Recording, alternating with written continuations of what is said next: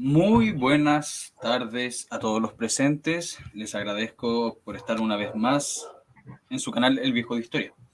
El día de hoy le traemos de nuevo a un gran invitado que es don Hermógenes. Muy buenas noches, don Hermógenes.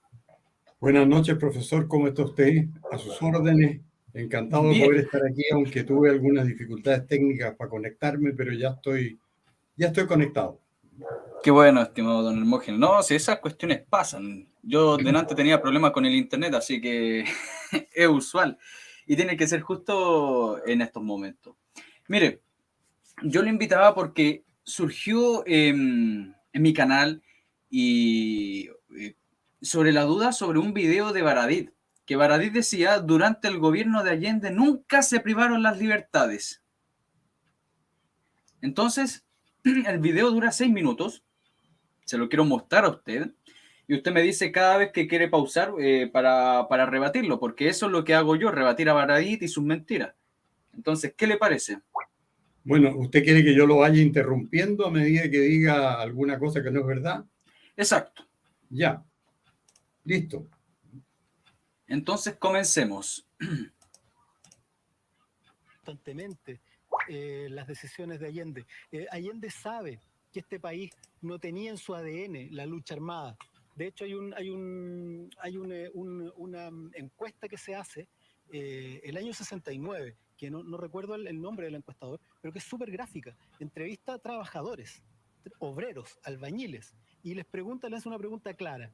¿Cómo creen ustedes que es mejor llegar al gobierno? ¿A través de una elección democrática o a través de la vía armada? El 72% respondió que bajo la vía democrática. Es decir, ni siquiera en ese segmento, que se supone que era el más afín, estaba en la cabeza. Allende, que era un tipo que llevaba 30 años, 35 años metido con la gente, sabía que no era viable para Chile. Pero el Partido Bueno, eso no Socialista es verdad. Me Unidad gustaría interrumpir estaba. ahí. Me gustaría Adelante. interrumpir ahí porque la verdad es que el Partido Socialista, que era el partido de Allende, el que lo llevó como candidato, en todos sus consejos generales y en algunas oportunidades por unanimidad, en los años 65, 67, 69 y 71, en todas sus reuniones partidarias, acordó que la vía armada era la más adecuada para llegar al poder. Y eso lo hizo con votaciones, como repito, mayoritarias o unánimes. O sea, la vía armada estaba en el programa, en el ADN del Partido Socialista de Allende. Y él mismo, cuando había sido presidente del Senado, había sido cómplice de internación de armas en países vecinos porque había usado la valija privilegiada que tenía como presidente del Senado para trasladar incluso armamento a Bolivia en momentos en que en Bolivia se estaba gestando un movimiento revolucionario armado de izquierda. Así que él estaba de lleno en la lucha armada. Lo que pasa es que no desechaba la posibilidad también de triunfar por la vía electoral. Pero la vía armada estaba en su ADN y era parte de la doctrina del partido establecida en todos los congresos partidarios que yo he señalado. Y los textos de esos acuerdos son explícitos. La vía armada es la mejor manera de llegar al poder. Y de hecho, bueno, cuando se descubrían distribuciones clandestinas de armas, en el gobierno de Allende, en pleno gobierno de Allende, accidentalmente se descubrió una vez que hubo un choque en el centro de Santiago, que era una camioneta que estaba cargada con armas y la camioneta tenía como domicilio el Palacio de la Moneda y como propietaria la secretaria personal de Allende, que se llamaba Miria Contreras de Roper, que fue una cosa que el gobierno no pudo explicar, porque fue producto de que los carabineros, al analizar los antecedentes del accidente que había tenido lugar y comprobar que uno de los vehículos estaba lleno de armas, se encontraron con esta sorpresa de que el padrón del vehículo estaba a nombre de la secretaria de Allende y el domicilio del vehículo era el Palacio de la Moneda. Entonces, la mezcla de Allende con la vía armada era indisimulable. Es totalmente un hecho y además cae en una falacia Baradit porque él habla de una encuesta que ni siquiera menciona quién hizo esa encuesta, dijo una fecha que no sabemos si es cierto o no. Y además, ¿qué de importancia tiene una supuesta encuesta? ¿A cuántas personas encuestaron? Y ni siquiera sabemos si es verdad esa encuesta o no. O sea, ni siquiera supongamos que esa encuesta le preguntó a una cantidad sustancial acá en Chile. Ya, pero no se le consultó a todos los obreros y esa es una falsedad, es una mentira lo que dice Baradit. Es como que yo les venga a decir ahora, no sé, en el gobierno de Carlos Ibáñez del Campo se hizo una encuesta a la gente si aprobaban su gobierno. Ya, y yo no les menciono de dónde saqué la encuesta, no les menciono la fuente, pero les puedo decir un año, por 1930 o 1928. ¿Ya? Y entonces Baradit habla puras tonteras, eso es una mentira. O si no, cae en una falacia que es muy usual en él de decir cosas sin sustento. Bueno, Yo que cuando les una hablo... cosa, Adelante, perdón, adelante, dígame. una cosa es lo que opina la gente, que probablemente la gente no está de parte de la vía armada, y otra cosa era lo que estaba haciendo el gobierno de Allende, porque eso Claro, es lo importante. Y lo que estaba claro. haciendo el gobierno de Allende estaba de acuerdo con los acuerdos que había llegado el Partido Socialista, que era el partido de él, y el partido mayoritario del gobierno. El Partido Socialista en todos sus congresos que le he mencionado, 65, 67, 69 y 71, corroboró su inclinación por la vía armada. Y justamente los problemas que tenía Allende en el gobierno derivaban de la aceleración de la vía armada, y eso culpaban a Altamirano de haber incurrido en las indiscreciones de decir que ellos estaban en la vía armada y que iban a transformar a Chile en 1000 Vietnams, decía. Ese fue el último discurso del día domingo 9 de septiembre, que justamente las Fuerzas Armadas usaron como pretexto para organizarse y acuartelarse para los propósitos del 11 de septiembre. Eso mismo le iba a decir, que Altamirano era, literalmente, era esa persona que le decían, ya quédate callado porque no estoy revelando los planes. Altamirano, yo no sé si estará el video en YouTube, pero yo leí una vez Memoria Chilena, bueno, sobre un pedazo de un diario de la época, parece que era de las últimas noticias donde hablaba de eso. Bueno, lo que pasa es que los acuerdos del partido eran clarísimos. Los acuerdos del partido señalaban que el partido estaba por la lucha armada.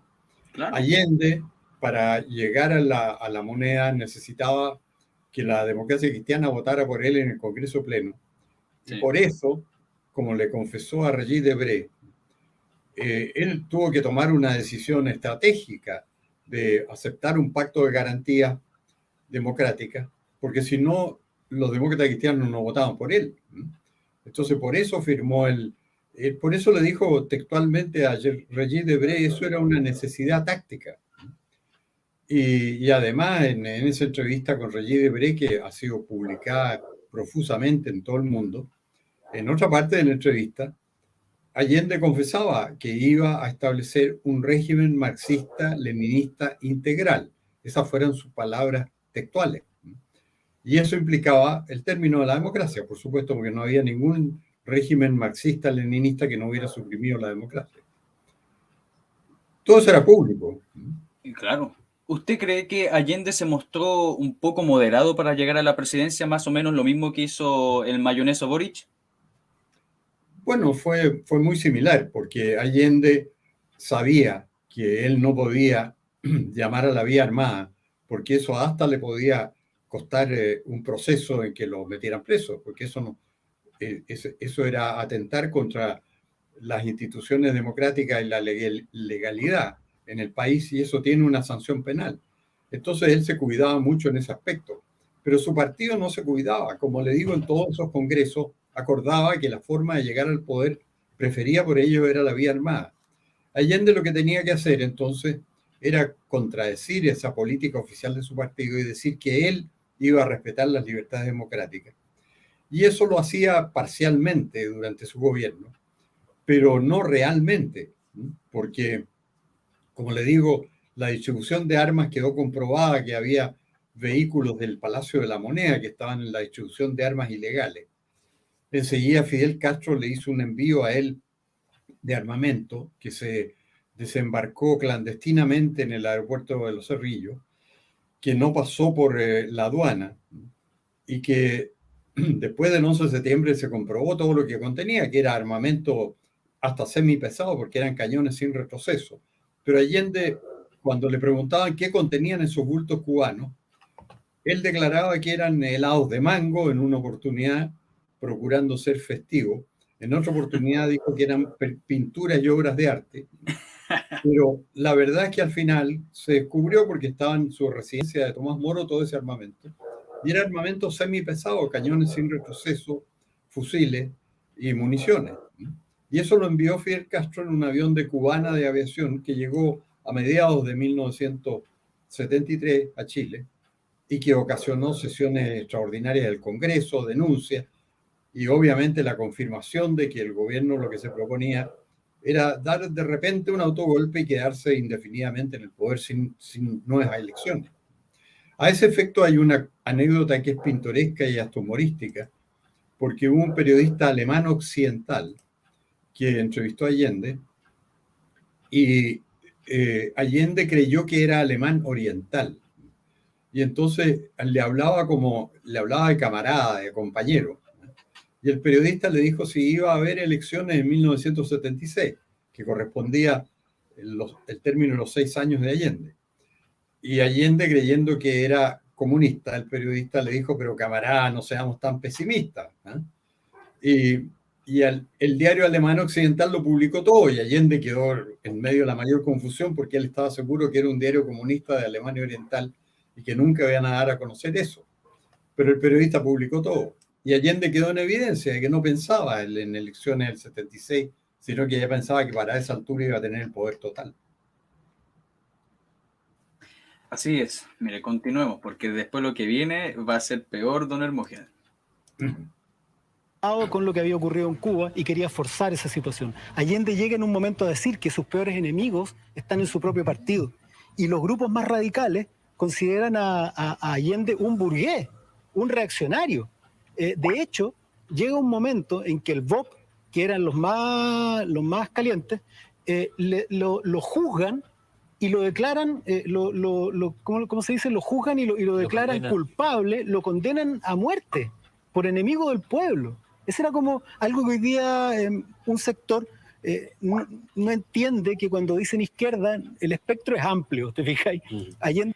Perdóname por interrumpirlo, pero para mí es la misma porquería. Y hay algo interesante, no sé si yo estoy de acuerdo, según lo que yo leí, que el BOP lo desarticuló el Allende, Allende porque literalmente estaba dejando la embarrada.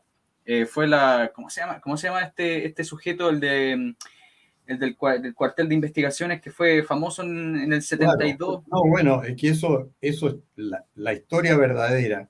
Es que Allende liberó a los miembros del BOP, que eran los hermanos Rivera Calderón, entre otros.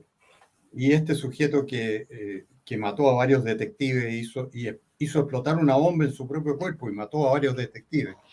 Después de que los hermanos Rivera Calderón asesinaron al ex ministro Pérez Zújovich. Allende los había liberado porque ellos estaban presos. Allende dijo que eran jóvenes idealistas, tal como Boric ahora quiere que liberen a los presos de la revuelta. Allende quería liberar a todos los presos miristas y extremistas y de la BOP que estaban en la cárcel. Y de hecho los indultó, los liberó. Salieron en libertad, asesinaron a Pérez Zújovich y entonces la situación para Allende se hizo insostenible porque quedó en evidencia su doble juego. Y quedó en evidencia que los jóvenes idealistas eran asesinos. Y entonces el propio Allende los mandó matar. Y el servicio de investigaciones, que estaba dirigido por un elemento también de extrema izquierda y partidario de la lucha armada, persiguió a los Rivera Calderón y no les intimó rendición, sino que los liquidaron hasta matarlo. Y entonces eso provocó la reacción de este personaje del Bob, que tenía un sobrenombre, algo así como el loco o algo así, que se fue al cuartel de investigaciones a vengarse de los detectives y del director de investigaciones, que era el Coco Paredes. Y pretendía asesinar al Coco Paredes también. Y entonces entró a investigaciones matando detectives y cuando ya lo tuvieron rodeado y le empezaron a disparar, hizo estallar una bomba que llevaba adosada a su cuerpo y mató a todos los que estaban cerca. Esas fueron las diferencias que se produjeron dentro de la Unidad Popular a raíz de que los del BOP eran absolutamente exagerados y no se ceñían al itinerario que tenía Allende de irse apoderando del gobierno definitivamente, pero de a poco, para dar el golpe armado que justamente Patricio Aylwin decía que iba a tener lugar en Chile, porque Aylwin en octubre del 73 declaró que las Fuerzas Armadas habían actuado muy atinadamente y adecuadamente, porque lo que venía era un autogolpe para establecer en Chile un régimen totalitario. Esas fueron las palabras de Patricio Aylwin, que quedaron grabadas en un video, afortunadamente, porque 20 años después él decía que nunca lo había dicho. Pero cuando salió con eso, que nunca lo había dicho, inmediatamente se publicó el video. Y hoy día es muy pintoresco porque si uno digita Aylwin en YouTube, salen los dos videos. Uno en que Aylwin dice esas cosas y el otro en que dice que nunca lo dijo. Sí, sí. Así es. Gobernaba tenía un ideal democrático que está comprobado. O sea, es decir, Allende, durante el gobierno de Salvador Allende, nunca se privó a la gente de la libertad de expresión, nunca se prohibió la libertad de reunión, nunca se prohibió, hasta el día 10, funcionaron todos los diarios de oposición, funcionaron todos los programas de oposición, podía salir cualquiera en la televisión diciendo cualquier cosa, siempre fue demócrata, incluso llegó al nivel de no querer, que era algo que a gritos se pedía, dar de baja a oficiales golpistas, porque también no era democrático, porque no era la manera como se movilizaba la jerarquía militar. Es decir, yo creo que si hay algo de lo que hay pruebas fehacientes es de la voluntad pacifista y democrática de Salvador Allende. No así. Bueno, todo eso que está diciendo Baradit es mentira, porque claro. Allende, lo que estaba Allende, él creía mucho en lo que él llamaba su muñeca. Yo tengo muñeca. Él creía que podía manejar la conspiración en que estaba teniendo lugar y que él sabía que estaba teniendo lugar y él la patrocinaba, junto con no llevar las cosas a un extremo de que lo sacaran del poder y lo acusaran constitucionalmente a él. Y a ese efecto, él obviamente no había libertad de expresión plena, clausuraba radios a cada rato. Yo tenía un programa en la radio de agricultura y frecuentemente no lo podía grabar porque la radio estaba clausurada por el orden del gobierno. Es la primera vez que el diario El Mercurio de Santiago fue suspendido por varios días por un juez afín a Allende que ordenó suspender el diario El Mercurio a petición del gobierno por una publicación crítica del gobierno. Además, no había ningún respeto por los derechos humanos. Al presidente de la Juventud Nacional, Juan Luis Sosa, lo tomó preso el subdirector de investigaciones de Allende, que se llamaba Carlos Toro y era comunista. Lo llevó al cuartel de investigaciones de Rancagua. Ahí le hicieron aplicaciones de electricidad y lo torturaron largamente hasta que se le cayó el pelo, procurando sacarle información que obviamente Juan Luis Sosa no tenía porque él no conspiraba, no estaba en ningún movimiento armado contra el gobierno. Él lo que quería era tener reuniones con la Juventud Nacional en Rancagua cuando lo apresaron en el control del peaje hacia el sur. Y ahí se lo llevaron al cuartel de investigaciones, le aplicaron electricidad y como no pudieron sacarle nada y se presentaron recursos de amparo, lo tuvieron que liberar. Y Juan Luis Sosa relató en el Mercurio, la fecha exacta creo que fue el 24 de enero de 1972, todas las torturas salieron en el Mercurio. Y Allende nunca lo desmintió, Allende no mandó una carta diciendo que no fuera verdad. Y no removió al subdirector de investigación, a Carlos Toro, no le dijo nada. Allende simplemente hizo caso omiso de que su servicio de investigación hubiera torturado largamente a un dirigente opositor desarmado que no estaba en ninguna conspiración y que lo único que quería era hacer una reunión de jóvenes en Rancagua. Entonces, ahí quedaron de manifiesto los atropellos a los derechos humanos de Salvador Allende y están en el acuerdo de la Cámara de 22 de agosto de 1973. Una de las razones que se esgrime para sacar a Allende, eso lo firmó la mayoría de los representantes democráticos en la Cámara, era que sometía a torturas a las personas que apresaba, porque esto que le pasó a Osa era frecuente, que le pasaran a otras personas que tomaban presos por razones políticas y le aplicaban a premios. Lo que pasa en el caso de Osa tuvo mucho más repercusión porque el Mercurio acogió la versión de él, la publicó y el gobierno no pudo decir nada, porque era verdad. Entonces era un gobierno que perseguía a los opositores ilícitamente y que los sometía a tortura. Y eso hace que sean muy ridículas las acusaciones de la gente de la Unidad Popular cuando lo primero que gritan es tortura sobre el gobierno militar. Cuando el gobierno militar con lo que se encontró era con que por cualquier cosa le decían que torturaba. Y entonces se desarrollaron procesos durante el gobierno militar y condenaron a unos detectives que efectivamente le habían aplicado tortura a un estudiante universitario de izquierda y metieron preso a los detectives. La primera vez que en mi vida que yo vi que a alguien lo metieran preso por tortura en Chile fue bajo el gobierno militar y a personas que estaban a las órdenes del gobierno militar. Así que si hubo un gobierno en que se persiguió la tortura y se castigó, fue el gobierno militar. Y si hubo un gobierno en que se practicó la tortura, fue el gobierno de Allende, sin perjuicio de que en el gobierno de Frei también la habían practicado. Y por eso todos los abogados de izquierda hicieron un manifiesto como de 200 páginas que lo publicó enteramente una revista extrema izquierda que se llamaba Punto Final en 1970, acusando a Frei de tortura de todos los presos políticos. Y eso es público y notorio, o sea, está en la Biblioteca Nacional, cualquiera lo puede consultar. Ahí se relatan todas las torturas que sometían los policías del gobierno de Frei a los extremistas de izquierda, según los abogados de izquierda, entre los cuales estaba Ricardo Lagos, por supuesto, firmando la denuncia contra Frei. Bueno, todo eso se ha olvidado. Ahora todas las torturas se las achacan al gobierno militar, que fue el primero que persiguió la tortura. Claro, como que en el gobierno militar se inventó las torturas. Claro, y fue al revés. El gobierno militar fue el primero en que se investigaron judicialmente y se aplicaron penas a personas que hubieran empleado apremios ilegítimos. Así es. Sigamos. De muchos de sus adherentes o de sus socios en su sector. Mucho se ha dicho que el gobierno de Allende y Salvador Allende en particular se saltaron la Constitución. Mira, hay muchos mitos al respecto. Por ejemplo, otro de los mitos es que el gobierno habría sido declarado inconstitucional, ¿no? Que se habría saltado la Constitución, que habría sido castigado y declarado inconstitucional. Es una mentira. Lo que hubo es que, pero contémoslo un poquitito antes, mira, la solución que encontró la oposición a Allende para derrocarlo, primero era por una vía institucional. Lo que ellos esperaban era que el año 72 se produjera una debacle económica y social tan grande, y para ello movilizaron a los camioneros, los paros de los camioneros fueron financiados por la CIA.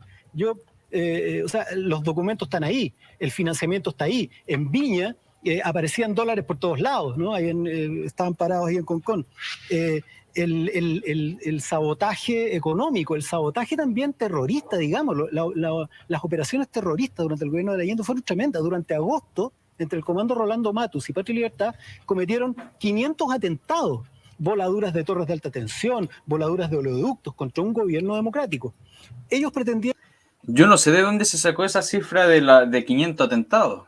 No, pues está loco, pero si Baradit nunca ha sido sorprendido diciendo la verdad. Imagínese usted 500 atentados en un mes, volando torres de electricidad. Habría querido decir que el país estaba a oscuras el año 72 y que en un solo mes había más de casi 2 atentados diarios, es decir, casi 10 atentados diarios. Y eso jamás sucedió.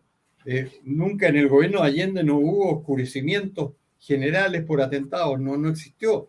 La primera vez que se registró eso fue en el gobierno militar, porque el Frente Manuel Rodríguez, que era muy eficaz y tenía apoyo internacional de Cuba, la Unión Soviética, Alemania Oriental, tenía muchos explosivos, y tanto que mataban hasta pasajeros en el metro con bombas que ponían en el metro. Sí. Ellos oscurecieron el país varias veces durante el gobierno militar en los años 80. Pero en 1972 nunca pasó eso. Todo lo contrario. Había, en ese sentido, los atentados que había eran cometidos por gente de izquierda, y también puede haber habido atentados. Una vez volaron una estatua del Che Guevara que había en San Miguel.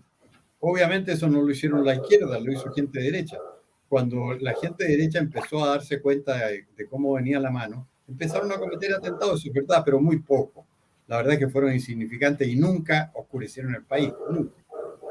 Claro, no, incluso miren, si ustedes se dan en la labor, que es bastante absurda la labor, pero si van a Wikipedia, van a ver que ni siquiera Wikipedia, que es de izquierda, va a decir que el Frente Patriótico, o sea, el Frente Patriótico, perdón, el Patria y Libertad o el Comando Rolando Matus hizo 500 atentados, no sé de dónde se sacó ese número, 500 atentados. 500 atentados en 30 días, si son Claro. casi 12 atentados diarios. Ni siquiera Almira hizo tantos, pues. No, es una cosa increíble. Como este tipo es el más mentiroso que yo he conocido en la escena pública chilena. Porque Claro. además lo peor es que escribe sus mentiras y tiene mucho éxito de venta. O sea, la gente se alimenta de libros que son absolutamente falsos en cuanto a todas sus afirmaciones de hechos o de cifras. Así es. Querían crear un colapso para que en marzo del 73, ojo, en marzo del 73, obtuvieran 2/3 en las elecciones parlamentarias. Con esos 2/3 ellos iban a poder destituir a Allende. Pero ¿qué pasó? Llegó marzo de 1973 y a pesar del desabastecimiento, a pesar de la crisis, Allende subió su votación. Y del 36% que obtuvo en las elecciones, subió un 44% en las elecciones de marzo del 73. Entonces ahí hay otro mito que dice... Usted me decía que las elecciones parlamentarias del 73 se cometieron fraude, ¿cierto? Por supuesto, pero sí, eso lo hemos pillado diciendo la verdad, Baradit. Efectivamente, la oposición tenía la pretensión de sacar 2/3 de los parlamentarios y entonces el gobierno de Allende fraguó un fraude muy bien organizado y muy bien pensado que lo descubrió el ingeniero Santiago Morán en 1973. Lo denunció públicamente el decano de la Universidad Católica de Derecho, que era Jaime del Valle, y yo participé directamente en eso porque yo estaba en la comisión de la Cámara que investigaba el fraude electoral y sé perfectamente cómo lo hicieron, porque constaba en los propios registros electorales. Ellos lo que hicieron fue buscar las circunscripciones senatoriales donde se elegían nuevos senadores para que ahí se produjera el fraude y salieran elegidos senadores de la Unidad Popular que impidieran la acusación constitucional. Y el fraude fue de alrededor de 200.000 votos y la forma de hacerlo, que quedaron las huellas digitales en los registros electorales, ellos inscribían en la noche mucha gente, varias veces cada persona, para que pudiera votar 5 veces cada persona, y llenaron libros completos de los registros electorales en las noches en el registro civil con una funcionaria de izquierda que se llamaba Andrea Muñoz, que era jefe del registro civil, y ella organizó en todas las circunscripciones donde se elegían senadores esta inscripción masiva de varias veces cada persona en distintos libros de registro.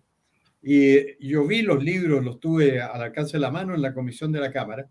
Por ejemplo, había páginas y páginas, todas decían domicilio de la persona inscrita, Interior Parque O'Higgins. Y todas esas personas estaban inscritas como 5 veces. Y ellos con eso lograron que las mesas nuevas que se constituyeron, la Unidad Popular sacaba el 80 o el 90% de los votos. En las mesas antiguas sacaba menos del 35%. Y en las mesas nuevas sacaba el 80-90% de los votos. Y con eso hicieron cambiar el porcentaje que habrían tenido normalmente, que habría sido probablemente no más de 1/3 de los votos. Lograron llegar a 44% en todo el país, sumando toda esta votación fraudulenta. Y el ingeniero Santiago Morán, que investigó muy bien todo esto, descubrió cómo lo hacían, porque siguió la pista de cómo un elector podía votar muchas veces en un día. Hizo un trayecto que venía de Santiago a la costa con las mesas nuevas, y ahí descubrió que los electores inscritos varias veces en varias partes iban votando, por ejemplo, votaban en Santiago, votaban en Casablanca, votaban en Curacaví, en el Camino a Valparaíso, y multiplicaban por 5 cada voto de estos votos inscritos fraudulentamente. Y por eso lograron sacar una cuota de senadores que impidieran los 2/3 de la oposición que eran necesarios para destituir a Allende. Y la oposición, ¿cómo contestó? Bueno, en vista del fraude electoral, que no se alcanzó a probar judicialmente, porque esto estaba en investigación en la Cámara para el 11 de septiembre y se terminó ahí, en razón del 11 de septiembre, hubo un jurista partidario de la derecha, que había sido ministro don Jorge Alessandri, que dijo que el procedimiento era que la Cámara de Diputados adoptara un acuerdo, lo votara y llamara a las Fuerzas Armadas a poner término al gobierno de Allende. Y eso fue lo que se hizo. El 22 de agosto se hizo un acuerdo de la Cámara de Diputados que se ganó por 81 votos contra 47, que eran los de la Unidad Popular, y se acordó pedirle a las Fuerzas Armadas que pusieran término a la situación. Que eso fue el golpe civil, podemos decir. El llamado a las Fuerzas Armadas a tomarse el poder. Y las Fuerzas Armadas se lo tomaron el 11 de septiembre respondiendo a ese llamado de la mayoría democrática, en que los más entusiastas, por supuesto, del golpe eran los demócratas cristianos, Eduardo Frei y Patricio Aylwin, que después se dieron vuelta a la chaqueta, es otra cosa, pero en ese momento eran los más entusiastas. Tanto que Frei pronunció la famosa frase delante de todos los empresarios y que quedó en el Acta Rivera, que hoy es un documento histórico, diciendo: esto se arregla solo con fusiles. Eduardo Frei Montalvo. Así es, la democracia cristiana siempre dándose vuelta a la chaqueta, ¿no? Si eso es desde que nació, incluso desde antes se han dado vuelta a la chaqueta, eso es algo común de ellos, hasta el día de hoy. De que Allende fue siendo dejado solo, que la gente le fue quitando el apoyo, que al final, no, mentira. Entonces, ¿qué pasó? Cuando la derecha vio que no iba a poder sacarlo por la vía democrática, optó por provocar el derrumbe y la intervención militar. Y un paso necesario para la acción militar era validarla de alguna manera. Tenían que validar de algún modo, legalmente, entre comillas, la acción militar. Y eso fue lo que hizo la Cámara de Diputados, que logró un acuerdo solamente con miembros de la oposición para emitir una declaración que decía que el gobierno de Allende había caído en la inconstitucionalidad. Pero ellos no tenían esa atribución. El único que podía declarar inconstitucional al gobierno era el Tribunal Constitucional, y nunca lo hizo. Entonces, esta declaración no tiene ninguna validez legal y solamente se emitió para validar, porque en el fondo esa es... ¿Qué puede decir acerca de ello, don Hermógenes? Bueno, todo eso es falso, porque la Cámara tiene la atribución de tomar los acuerdos que quiera. No tiene limitaciones en eso. Y en la Cámara estaban presentes todos los parlamentarios de la Unidad Popular, porque Baradit dice que como que hubieran votado solo los de la oposición. No, votaron los de la Unidad Popular. Y fueron minoría porque eran menos. Si la oposición tenía 81 votos y ellos tenían 47 votos. Y ellos dijeron que ese acuerdo era un llamado a derrocar al gobierno, lo cual era verdad. O sea, todo el mundo sabía lo que estaba pasando.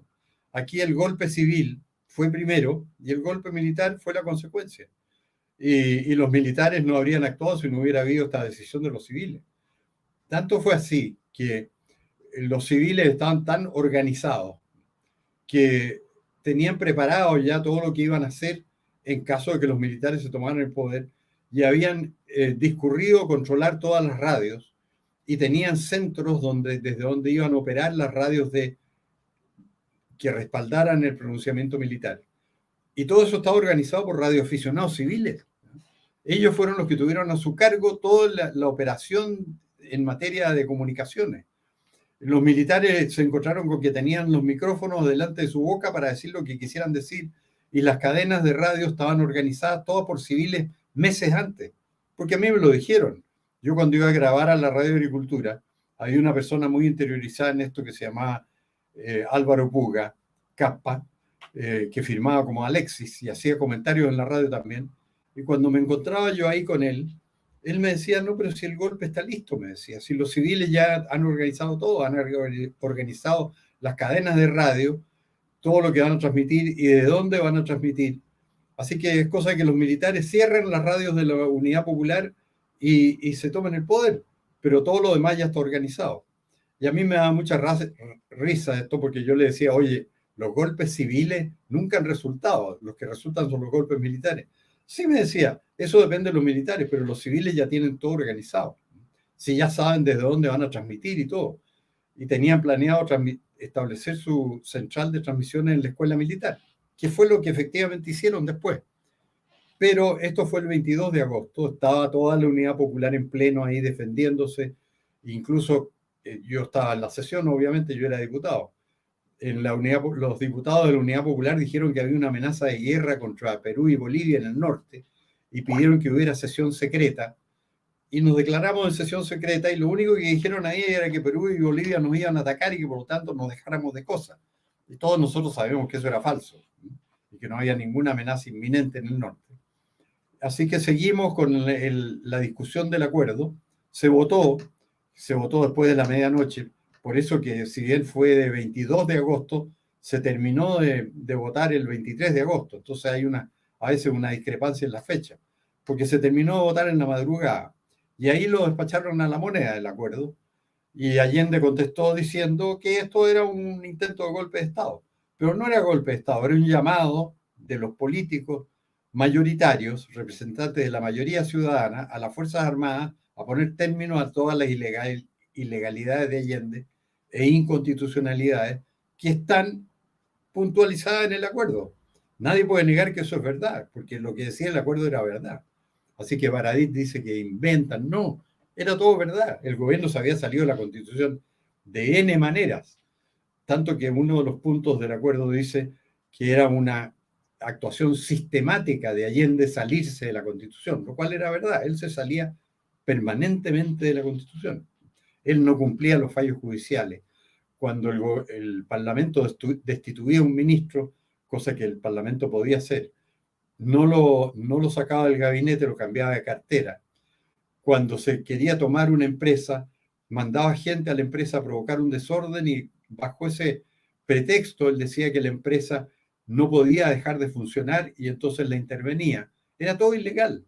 Cuando los fallos judiciales decían que había que devolver una institución, un comercio, una empresa tomada, Allende no daba la fuerza pública, que obviamente está en manos del gobierno.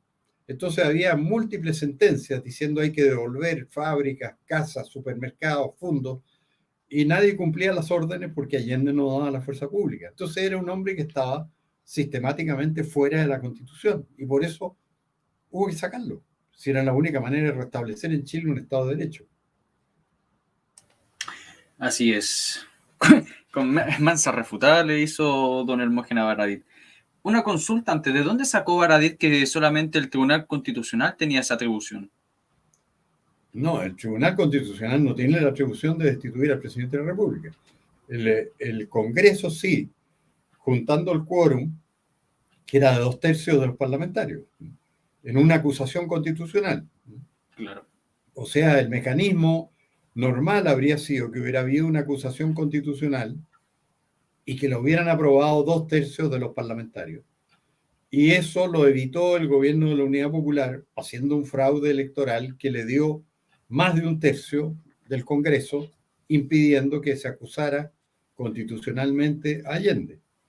Pero estaba este mecanismo de que una de las ramas, que es la fiscalizadora, que es la Cámara de Diputados, podía llamar a los miembros de las Fuerzas Armadas, que además eran todos ministros de Estado, porque Allende los había incorporado al gobierno, un poco creyendo que con eso él los maniataba o los frustraba. Todos los comandantes en jefe del ejército, Carlos Prats, de la Fuerza Aérea, el general Ruiz Dallao, y de la Armada, el almirante Montero, y de Carabineros incluso, estaban en los ministerios, eran ministros. Entonces, el acuerdo de la Cámara lo que aprovechó fue decirle a los ministros que eran a la vez comandantes en jefe, que tenían que poner término inmediato a la situación que estaba viviendo el país. O sea, en el fondo Allende facilitó el pronunciamiento civil, porque le facilitó que le dijeran a estos ministros que él había nombrado que pusieran término a la situación que estaba viviendo el país. Y el golpe puso término a la situación que estaba viviendo el país. Cumplió la instrucción del Congreso. Claro, claro. Esa declaración casi que termina diciendo, bueno, y ya que estamos así en esta escoba, hay que hacer algo. y en el fondo le estaba bandejeando, como se dice, a los militares para que actuaran. Esa es la única razón. ¿Cómo se le puede decir a la gente que critica durante el gobierno de Allende el tema de las colas, del desabastecimiento o de la irracionalidad que hubo en algunos sectores para la entrega de los alimentos? Mira, yo creo que no hay cómo saber qué habría pasado, qué tanto es inoperancia del propio gobierno, qué tanto es producto del sabotaje, porque por ejemplo cuando hablamos del acaparamiento, acá está el mito clásico del acaparamiento. Usted que vivió esa época, ¿qué puede decir acerca de ello, don Hermógenes? No, pues lo que les interesaba a los comerciantes era vender y lo que les interesaba a los fabricantes era producir, porque eso es lo que les generaba ingresos a su empresa. Lo que pasa es que el gobierno había aumentado la cantidad de dinero en tal proporción que la gente tenía de más plata para comprar todo lo que se producía. Y los que más aprovechaban eso eran los más pobres. Entonces, las escenas habituales yo las vi, así que no es algo que haya leído, que me hayan contado. La escena habitual era que los pobladores de las poblaciones marginales de Santiago se iban a los supermercados del barrio alto que estaban bien abastecidos y hacían colas ahí en la madrugada, y apenas abría el supermercado, ellos compraban todo y se lo llevaban a las poblaciones. Y la gente normal de la clientela del supermercado, por ejemplo en Vitacura, llegaban al supermercado y no había nada, porque se lo habían comprado todo a las 9 de la mañana los pobladores. Y uno sabía entonces, porque el mercado nunca deja de funcionar, el mercado es muy eficiente, uno sabía que esa mercadería estaba en las poblaciones. Y la gente iba a las poblaciones y recompraba a precio de mercado negro y con una ganancia para los que habían hecho las colas, los artículos que no había en los supermercados. Eso ya se estableció como una costumbre, porque la verdad es que la economía en ese sentido es muy eficaz, porque el mercado nunca deja de funcionar. El gobierno, por ejemplo, había decretado que la carne tenía el precio congelado, que no se podía cambiar. Y eso hizo que desapareciera la carne en todo el comercio, no había carne de vacuno en Chile. Pero el mercado sigue funcionando y había personas que producían carne, o sea, eran matarifes clandestinos, de buena calidad y a muy alto precio, y el dato se transmitía boca a boca. Y yo tengo que decir que en mi casa nunca faltó carne porque mi suegro tenía una picada en una población cerca del Camino de los Pajaritos, donde había un carnicero que proveía a sus clientes a precios de mercado negro de carne de vacuno. Entonces, el mercado siempre funciona, pero el mercado negro tiene que funcionar clandestinamente porque lo persiguen las autoridades. Estaba prohibido vender carne. Y eso es una de las ironías que hay porque en el sistema de precios figuraba la carne como con el mismo precio del año 71, todavía el año 73. Y eso lo usaba para que no se reflejara en el IPC el precio real de la carne, que ya era como 5 veces más en el mercado negro. Entonces, oficialmente la carne no había subido de precio, no se encontraba en ninguna parte, pero todo el que quería carne pagaba el precio del mercado negro y se llevaba la mejor carne para su casa. Y salvo algunas instituciones privilegiadas, como eran los diputados, por ejemplo, siempre han sido privilegiados, tenían un economato en la Cámara de Diputados, donde conseguían de todo. Ahí los diputados conseguíamos de todo a precio oficial. Era fantástico. Siempre los políticos se han arreglado para vivir mejor que los demás.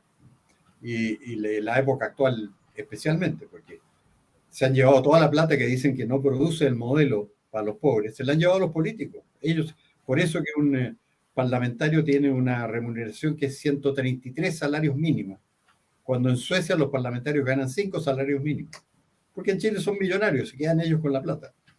Bueno, hacíamos lo mismo en el 73, así que estábamos siempre abastecidos.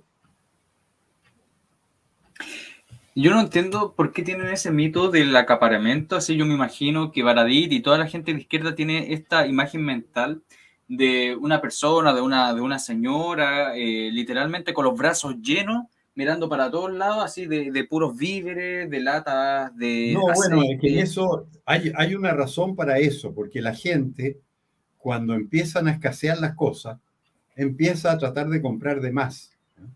Porque sabe que se van a agotar. Entonces eso es real, ¿no? Porque Claro. yo veía en mi casa que mi mujer iba al supermercado yo tenía 3 hijos en ese momento, y todos tenían encargo de comprar las mismas cosas y compraba de más. ¿Por qué? Porque se iban a acabar las cosas y se acabaron. Entonces, todo el mundo le decía a mi mujer que tenía toda la razón de haber juntado cosas porque cuando se acabaron ella tenía cosas. Eso es verdad, pero el acaparamiento que llaman ellos es una cosa natural cuando la gente empieza a darse cuenta de que las cosas van a escasear. ¿Por qué se daban cuenta? Por esto de que cuando llegaban al supermercado ya no quedaba nada. Entonces, la vez siguiente que iban al supermercado, iban hasta con los hijos porque sabían que después iba a haber más escasez todavía. Sí, bueno, si es famosa la frase de Allende, el 9 de septiembre del 73 en el Mercurio, está publicado, queda harina para pocos días más. Eso dijo Allende. ¿Qué hace una persona que quiere harina?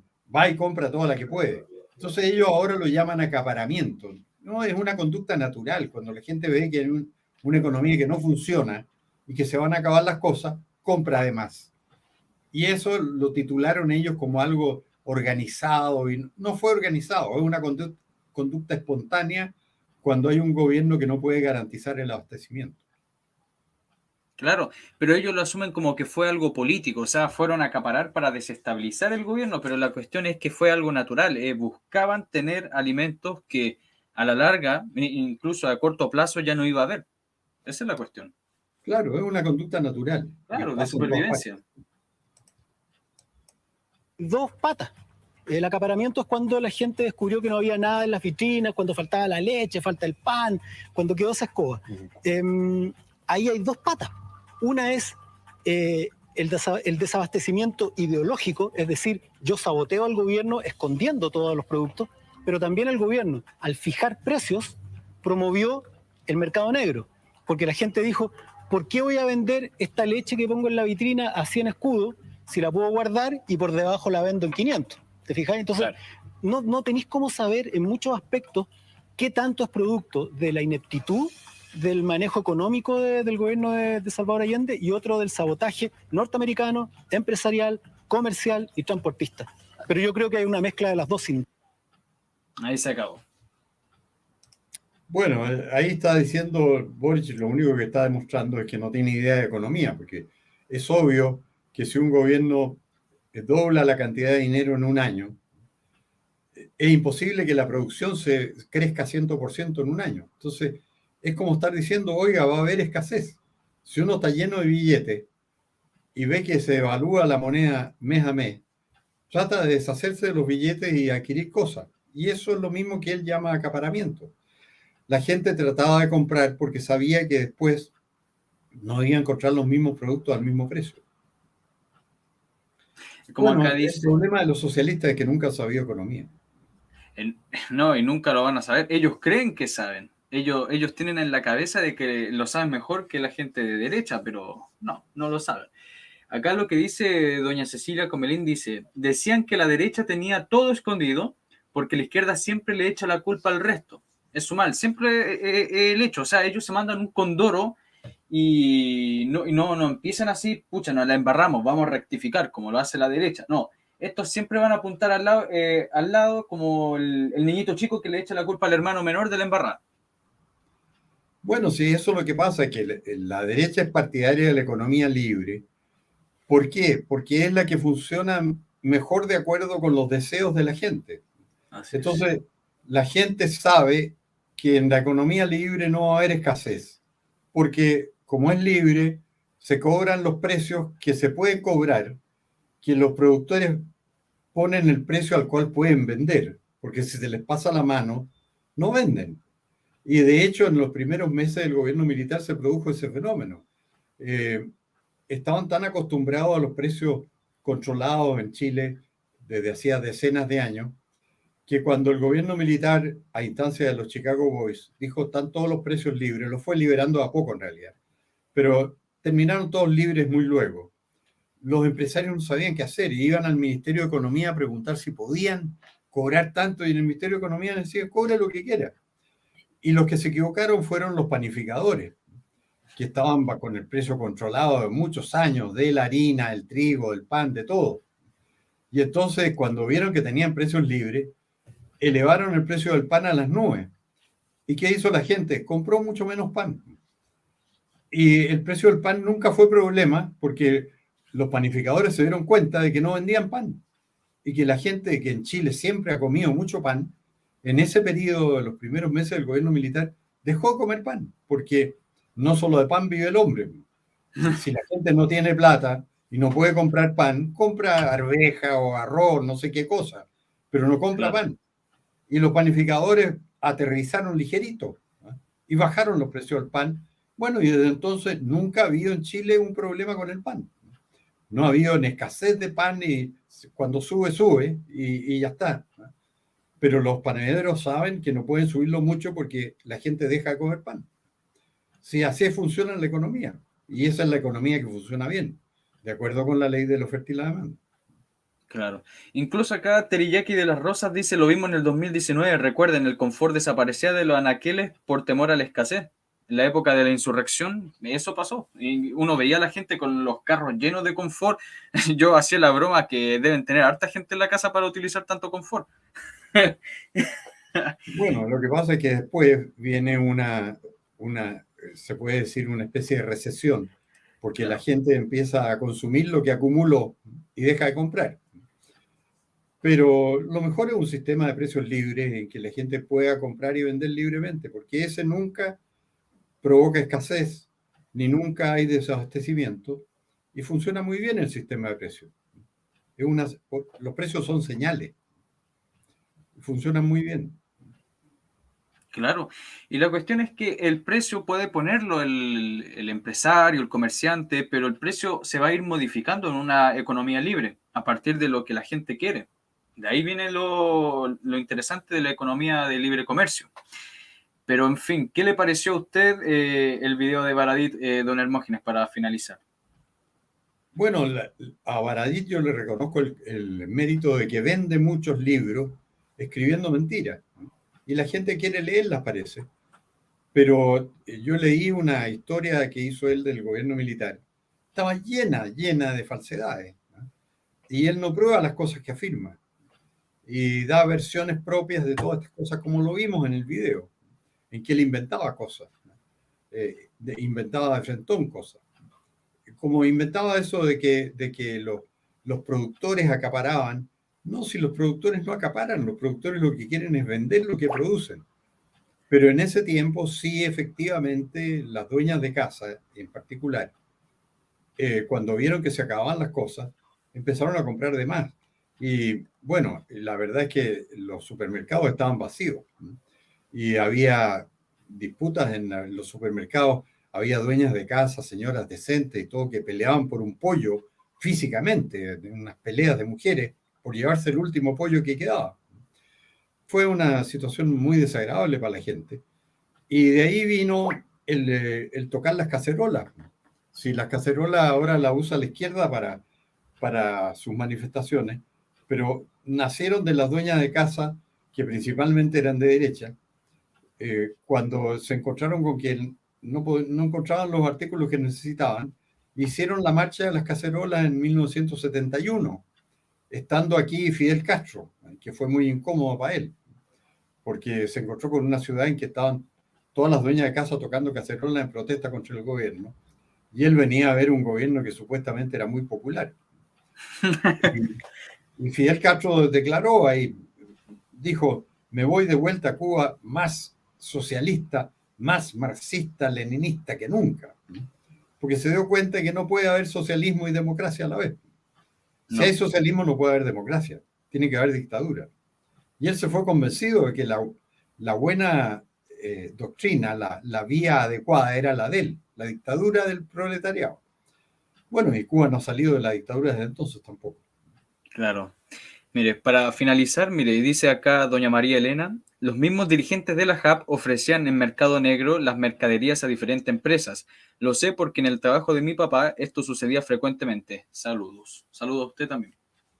Gracias. Mire, eso es muy razonable porque lo que pasa es que como el mercado siempre sigue operando, las JAP, que eran las juntas de abastecimiento y precios, se suponía que iban a conseguir mercadería a precios oficiales para la gente que se inscribiera en la JAP, pero se transformaron en eso que dice esta persona, que se transformaron en un lugar donde se hacen ganancias, porque a las JAP les daban abastecimiento, se preocupaba el gobierno de que lo tuvieran, para que vendieran a precios oficiales, y sin embargo dentro de ellas se producían estos negocios, porque el mercado siempre funciona, que el mercado es la voluntad de la gente.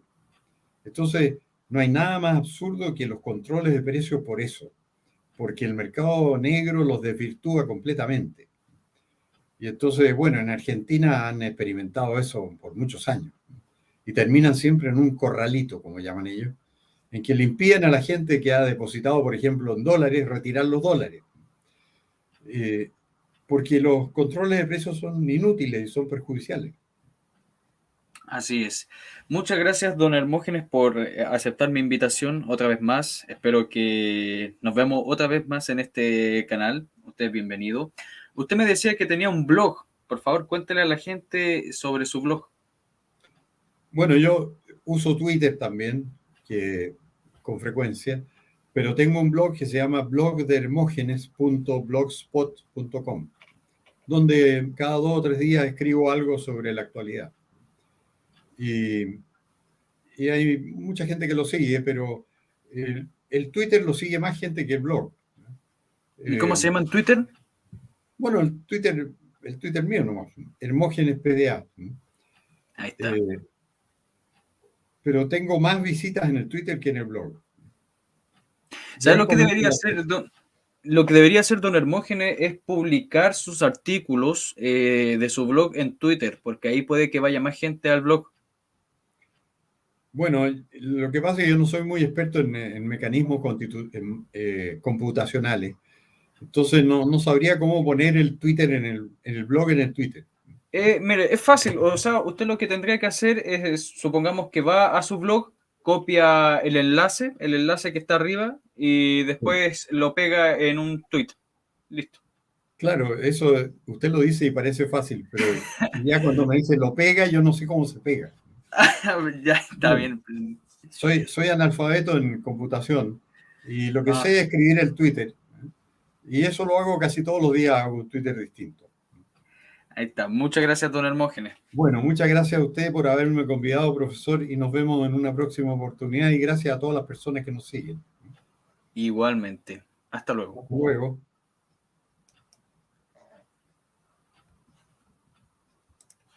Miren, estimados, voy a publicar 2 videos para que ustedes lo vean y finalizamos. Si desea aportar con ayudas económicas a este canal, puede hacerlo. Sería de gran ayuda para continuar con este proyecto de refutación de las mentiras zurdas de la historia de nuestro país. Además, el que puede aportar tendrá principal prioridad con la elección de algún tema que le gustaría conocer a fondo. De antemano, muchas gracias. Ya, volvimos. Manso comercial. Y ahora vamos con lo más importante del directo de hoy día. Yo le pido al grupo del capitalismo revolucionario que está arriba, por favor, silencio. Utilizando primero la ley, después utilizaremos la violencia revolucionaria. Es la hora de luchar, basta ya de conciliar. Es la hora de luchar, basta ya de conciliar.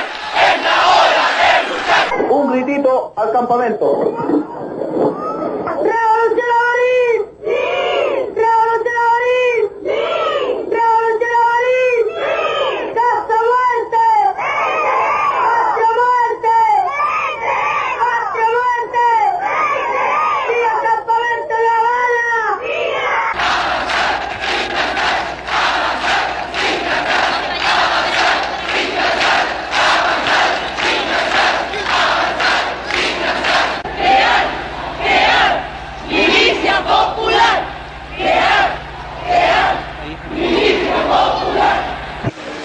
En este momento yo veo que se está cuestionando a la Constitución y la legalidad. Y si se está cuestionando por las clases trabajadoras, ¿no es cierto?, al Poder Judicial, a la Constitución misma, al mismo gobierno, quiere decir de que estaríamos entrando a la etapa de toma del poder, porque ya esto ya no tiene validez. Los cordones industriales, ¿no es cierto?, el poder popular naciente está sobrepasando, porque la institucionalidad real ya no nos sirve, ya es incapaz de cumplir la función. Entonces los trabajadores estamos dando una nueva institucionalidad, porque el aparato de gobierno debe ser ahora empleado por la clase para aplastar a la otra clase. Nosotros creemos que definitivamente una u otra elección más no van a solucionar el problema para evitar el enfrentamiento. El enfrentamiento es inevitable y fundamental. De todas maneras se va a dar, porque en este instante se están polarizando cada vez más, ¿cierto?, las clases. De un lado la burguesía, ¿cierto?, y de otro lado el proletariado. Y ese enfrentamiento se va a tener que dar. Entonces vamos a seguir, vamos a continuar. ¿Qué queremos? Si ya sacamos el 44%, si no existe la posibilidad ninguna, por ningún lado, de que lleguemos a un 60%. Es imposible, ¿no? Hay que aprovechar el momento de ascenso de las masas para movilizarlas por objetivos de clase.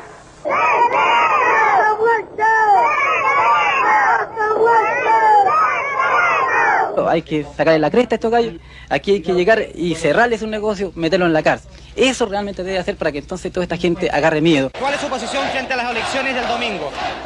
Para mí que gane la Unión Popular y los momios que salen a enterrar, porque ganaremos con la Unión Popular. Aquí, en cualquier parte ganaremos, y los momios que se mueran.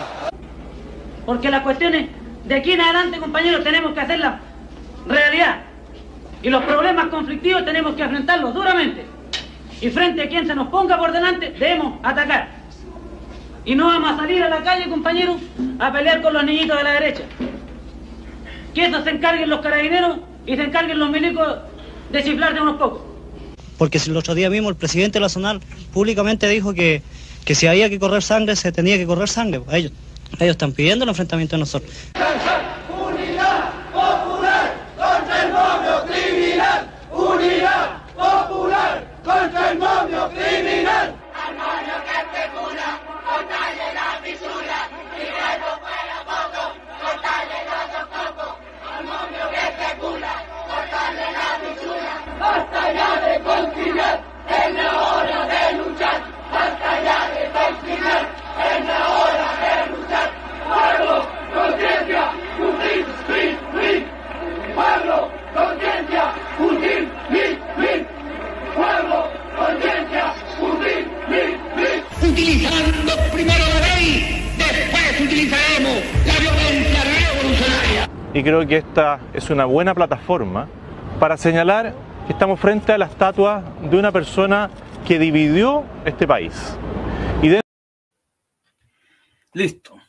Ahí es un para que no me olviden. Para la gente que no conocía esos videos de cómo estos comunistas usan los niños. Y después tienen el descaro de decirle a los cristianos, a la gente de derecha, de educarlos con los valores, con virtudes, con la fe cristiana, que nosotros somos los adoctrinadores, somos los panfleteros, somos la escoria. Pero miren cómo utilizaban a esos niños, pues llamando a la guerra, a morir por la causa. ¿Se fijan? Espero que les haya gustado el directo del día de hoy. Este tema era por petición de un suscriptor. Antes que nada, voy a mandarle un saludo a Heidegger, que me mandó un mensaje ayer. Heidegger, no el filósofo, sino alguien que utiliza el nombre, pero le mando un saludo. Muchas gracias por su comentario y a su novia llamada Diana. Le mando un gran saludo y a todos los que están presentes acá.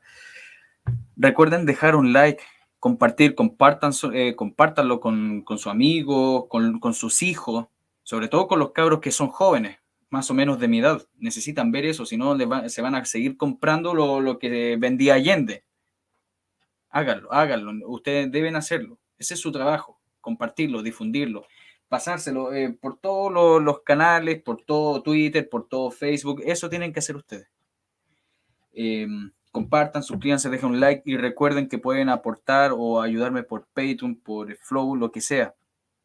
Recuerden que por sus donaciones se sostiene este canal, no por YouTube. Yo no gano nada por YouTube. Ustedes hacen eso. Y muchas gracias y que Dios los bendiga. Hasta luego.